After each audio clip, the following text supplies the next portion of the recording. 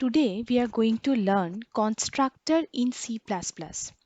It is one of the most important topic that you have to understand.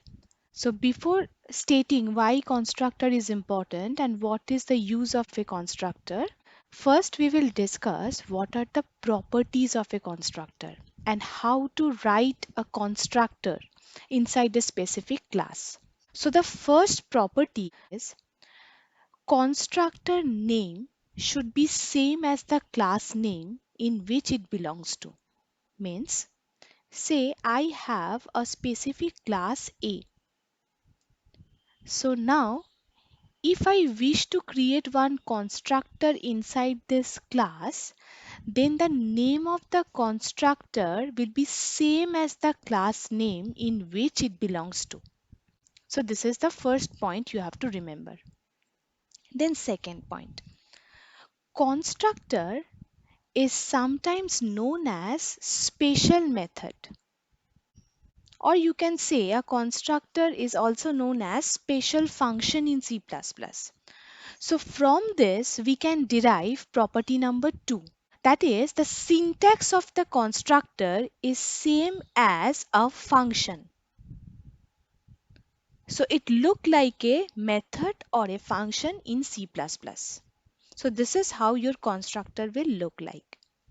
Now we have to understand the third point. So whenever we are talking about any method or function, we always talk about the return type of that method or function. However, for a constructor, there should be no return type, not even void. So you have to understand whenever you are defining a constructor, you should not write anything as return type before the constructor name. And regarding the parameter of a constructor, we can say that here you can pass parameter or you can avoid it. That is, a constructor is of three types. First, if your constructor is having no parameter, then it is known as default constructor in C++. If you are passing any parameter, say int a, then your parameter at that point of time is known as parameterized constructor. And the third category is known as copy constructor. That is, instead of passing any particular variable, if you pass object reference as a parameter of a constructor, then it is known as copy constructor. So these are the three category you have to remember. So now by this definition, you can find out what are the specific properties of a constructor. So number one point, name of the constructor is same with the class name in which it belongs to. Second, constructor syntax is similar with a method or function in C++. That's why constructor is known as specialized method or specialized function in C++. And the third point is the constructor has no return type, not even void. So these are the three properties that you have to remember. Now you have to remember one more point. After defining the constructor, whenever we write the main function, then we have to call the constructor. We know that whenever we write any method inside a class, how to call that method? We have to write object name dot method name. However, you have to remember one point. You don't have to call the constructor explicitly.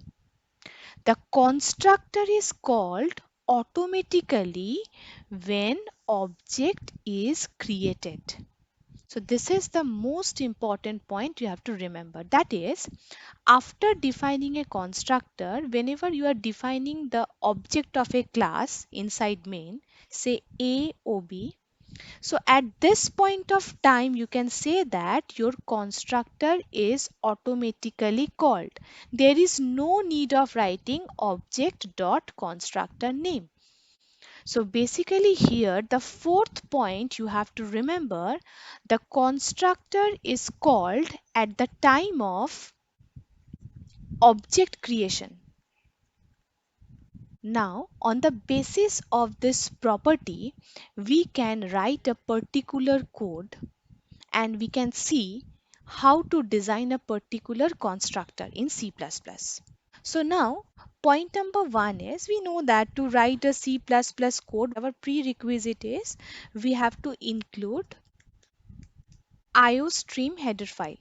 Then we have to write using namespace std. Now see how to design a constructor. So constructor must be defined inside a class. Say I have one class, say EX. Now according to the first rule, that is, what should be the name of the constructor? See, the name of the constructor is same with the class name in which it belongs to. So basically inside this EX class, I am going to create one constructor. So that's why the name of the constructor is same as the class name. And one more thing you have to remember, before constructor, you have to define the access specifier as public. How the constructor will look like? It will look like a function or method. So that's why this is the syntax of a constructor. Now, constructor has no return type, not even void. So I'm not writing anything before the constructor name. Now, inside the constructor, I can just write one printing statement. That is,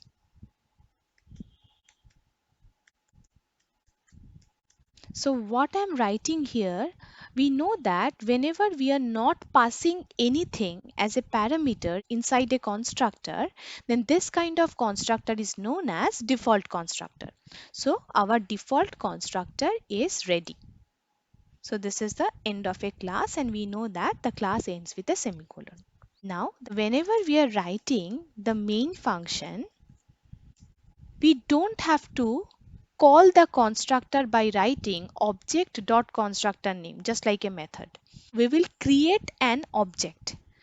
So how to create an object? The class name is EX.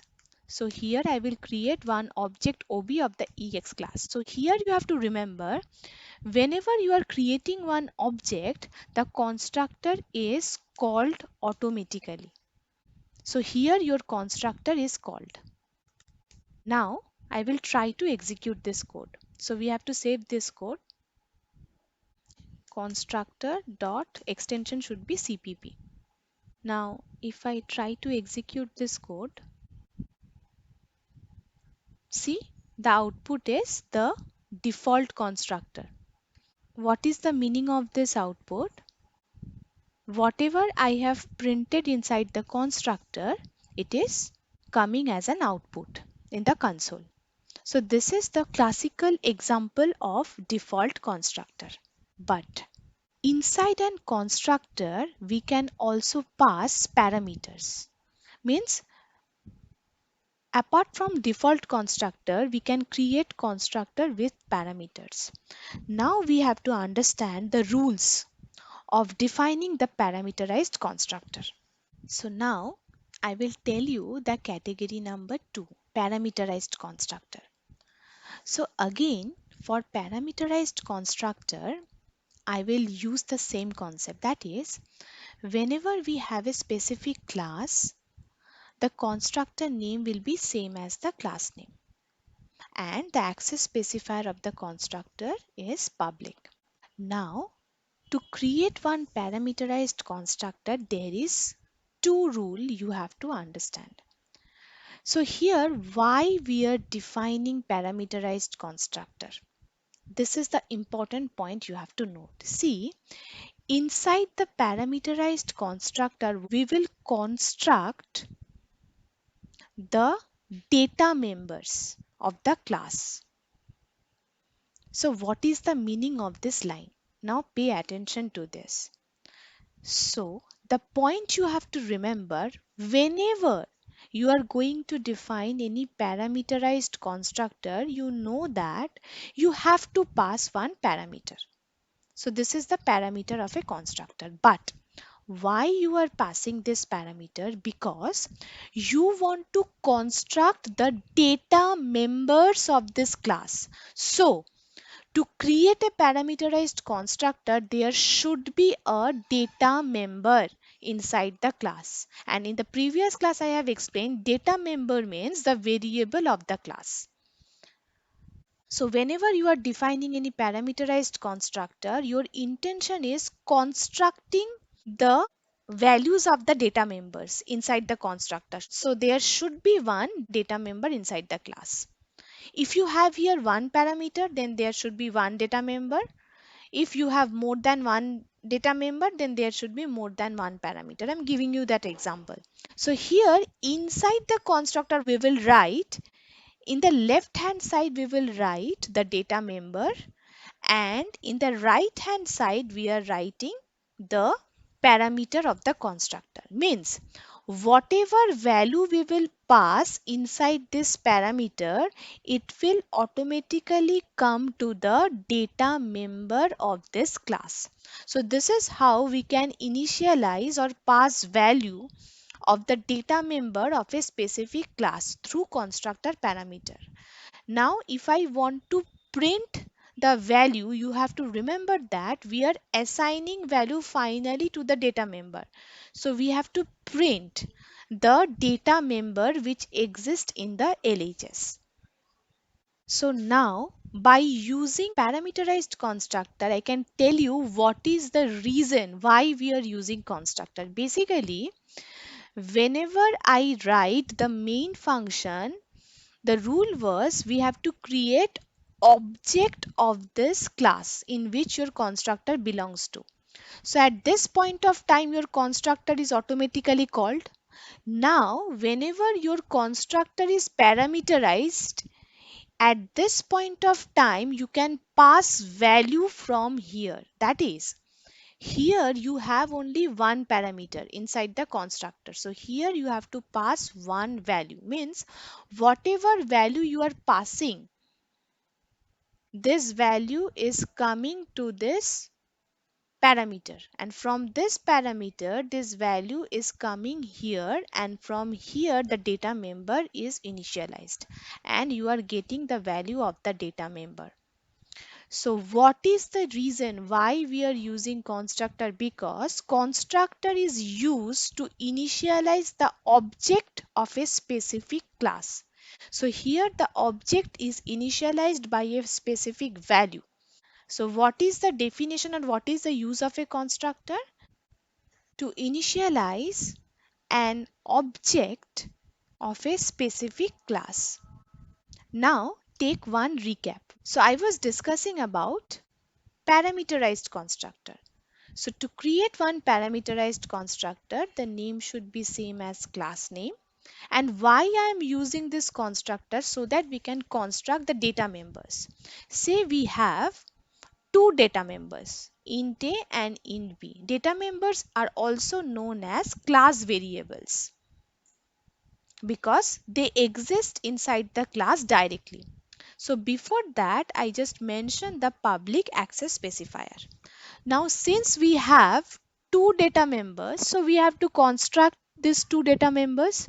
So for that reason, we have to take two parameters inside the constructor, and for the time being you have to understand the name of the parameter should be different than the name of the data members.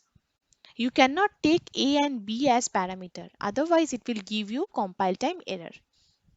So now inside the constructor, how to construct this data members? Constructing data members means passing some value to the data members. So in the left hand side, I will write the data members, and in the right hand side, I will write the parameters.